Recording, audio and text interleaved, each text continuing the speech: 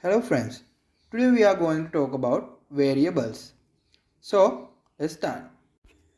We use variables for store values temporarily. So let's explain these variables using this picture. Let's say we have a box called X and we are storing number 5 inside this box. If we are calling this box by its name, it gives us what it has stored in this moment, which is number 5. Also, we can remove this number 5 and store a new value inside the same box. Now, if you are calling again this box by its name, now it gives us what it has stored inside this moment, which is the name Kamar. Here you can see how we are creating a variable inside the Python. So first I am going to give a name to my variable, then equal sign after the value which we are going to store inside the variable. Like this sentence says, even this is an equal sign, this not means the right hand value and left hand values are equals in programming. This means we are assigning right hand value to this variable. So let's look how we can use variable inside the Python program. So you can see I'm inside my project directory, which is we have used in previous video. So in here I'm going to create a new file using this icon. So I'm going to give a name like variable, then .py extension, and then press enter. Here you can see I'm inside my variable.py file. So let's create a variable. So I'm going to hold my age inside a variable and use it in several places. So first I'm going to create my variable. To do that I need to give a meaningful name to my variable. So let's say age, then equal sign after I'm going to write which we will going to assign to my variable. Okay, here I have created a variable successfully. Okay, then we going to use this variable. To do that I'm going to write print statement again. Here inside parentheses I'm going to write my variable's name. Already you have know, if we are calling to our name, it should give us what it has stored in this moment, which in this case it should give us value 22. So let's check that. Here you can see we have printed value 22 as we expect. So let's check value reassign. So this is nothing but assigning new value to our variable.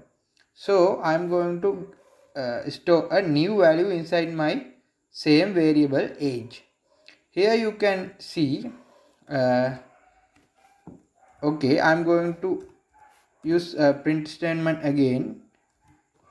Here I again use my variable. So we are expecting here like it should print 22 in this line, because in this moment our variable is store value 22 inside this variable. So in this line we are removing this previous value 22 from this age variable and assigning value 35 to this variable. From this moment the value 22 is no longer available in this variable age. So let's check that. Here you can see the values are printed as we expect. So let's look what types of value we can store inside the variables. Already we have stored integer values inside the variables. So also we can store floating point numbers inside the variables. Also we can store Boolean values inside the variables. So what are the Boolean values? In Boolean maths, we are using 0 and 1 as a base number system. So when it comes to the programming languages, we are considering true and false to represent 0 and 1. So basically true and false are Boolean values. Also we can store true inside the variables. Finally in here you can see also we can store strings inside the variables. We have told you in the previous video we will explain about strings in future videos.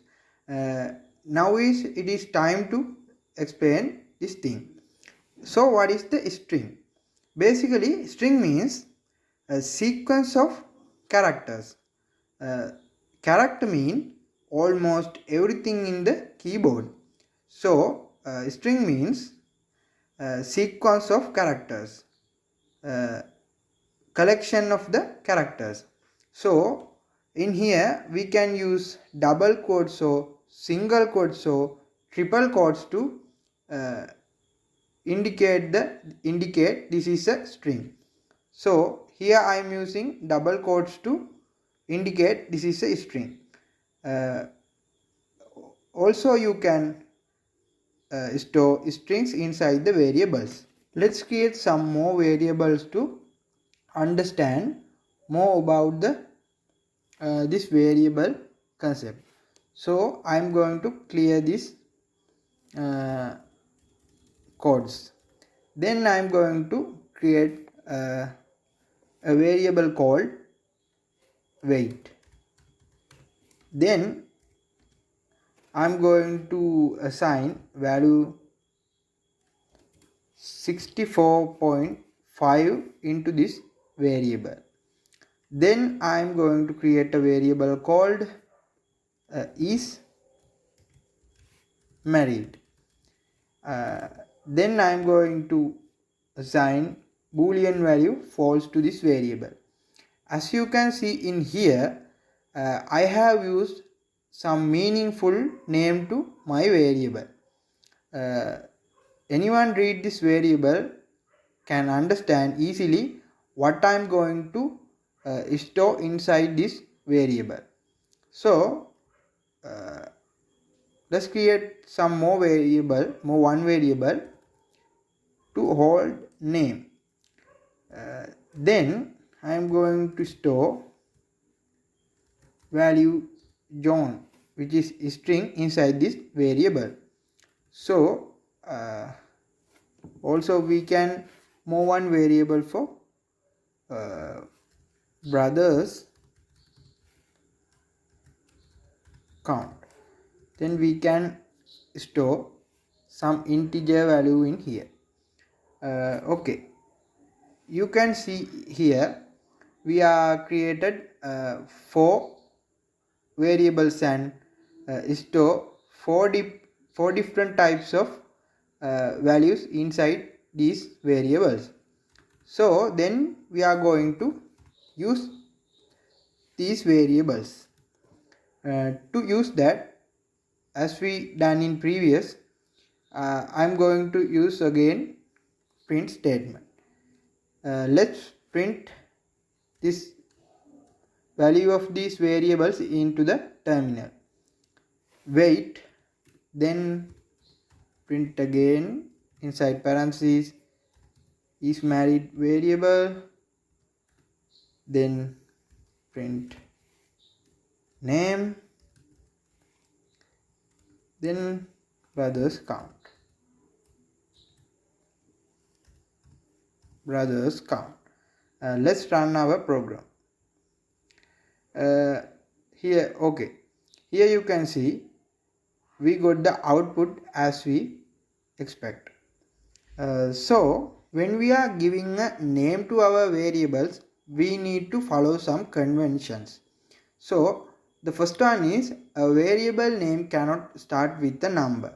As shown in here, 12age is not a good variable name in Python. Also, a variable name can only consist of A to Z characters, underscore and numbers from 0 to 9. A variable names are case sensitive. This means if you are create two variables which has same name but one is using simple letters and the other one is capital letters, then these two variables are considered as two different variables in Python. Finally, we cannot use any of Python's reserved keyword as a variable name. So, you can see a list of keywords we are using in Python. So, here you can see false and true, which is Boolean values, are also keywords in Python. We will know about these keywords in future. So additionally, one thing I need to mention in here. In the previous video, I have told you the Visual Studio code editor, which is integrated development environment, has lot of cool features. The one cool feature is a auto completing feature. If you have noticed, when I am writing codes, I'm not going to type all the letters what I want to write. I just only type the first few letters and then I select what I need to type from this drop box. So also when you are writing your codes, also you can see these suggestions. To select this suggestion, I press tab button. Here I need to use the print statement. Then I am going to press tab button. Here you can see it's auto completed the print statement. That's how we are using autocomplete feature inside the Visual Studio. So that's for today guys. Thank you for watching.